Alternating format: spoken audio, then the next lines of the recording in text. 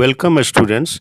आपने देखा होगा कि ग्रामर में टेंस समझने में कितनी परेशानी होती है। तो मेरा ये कहना है कि यदि आप ये हमारे 12 सेंटेंसेस को देख लें या पढ़ लें तो जीवन में आपको टेंस समझने में कभी भी प्रॉब्लम नहीं आएगी, क्योंकि हमने बहुत ही सरल तरीक़ा से आपको टेंस समझाया है। ये टेंस समझने का सबसे जो बेस्ट जो वे है वो तरीका दिखाया गया है आपको। सिर्फ आपको ध्यान देना है इस 12 सेंटेंसेस को।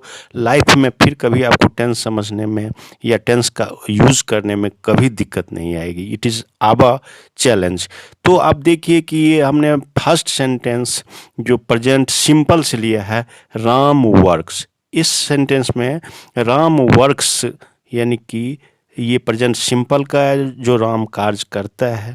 सो इसमें से प्रेजेंट सिंपल आपने ये देखा। दूसरा सेंटेंस प्रेजेंट कंटिन्यूअस में है, जो राम इज़ वर्किंग। इसी तरह से तीसरा है प्रेजेंट परफेक्ट, और चौथा जो हमारा है राम हैज़ बीन वर्किंग, वो प्रेजेंट परफेक्ट कंटिन्यूअस में है। इसी तरह से आप ये दूसरा जो पास्ट में चलें, ये पास्ट में हम चलते हैं तो राम वर्कड, राम और ये पास्ट सिंपल में आता है।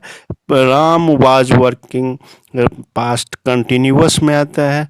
राम हैड वर्कड ये आपका पास्ट परफेक्ट में है।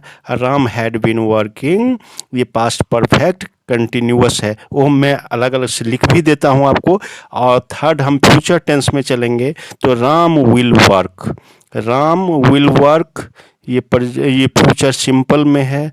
ये राम विल बी वर्किंग ये फ्यूचर कंटिन्यूअस टेंस में है। राम विल हैव वर्कड यानी कि फ्यूचर परफेक्ट टेंस में होगा। और Ram will have been working future perfect continuous tense में है। तो ये मैं अलग से लिख भी देता हूँ। और इन यानी कि 12 सेंटेंसेस को, इस 12 सेंटेंसेस को यदि आप याद रखते हैं और इसको थोड़ी सी इस पर वर्कआउट करते हैं तो फ्यूचर में टेंस आपको कभी नहीं प्रॉब्लम करेगा, यानी टेंस यूज़ करते समय आपको कभी दिक्कत नहीं होगी। ये तो आप इसको ठीक से देखें और ये वर्कशीट को भी देखें। Thank you.